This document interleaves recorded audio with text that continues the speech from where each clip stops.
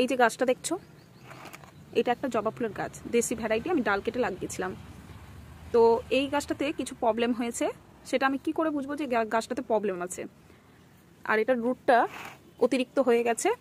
তো কি করে আমি এটা বুঝবো?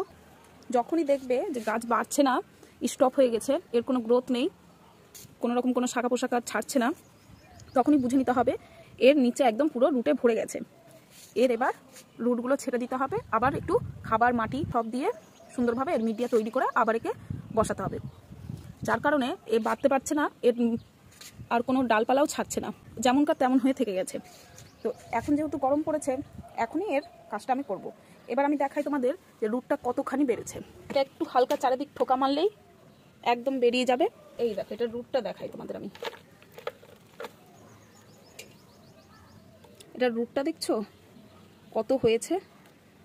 প্রচুর রুট হয়ে গেছে। এর কোনো মাটি আর নিচে নেই, স্পেস নেই, যার জন্য এ না কোনো খাবার পাচ্ছে না কোনো মাটি পাচ্ছে, যার জন্য এর গ্রোথ স্টপ হয়ে গেছে।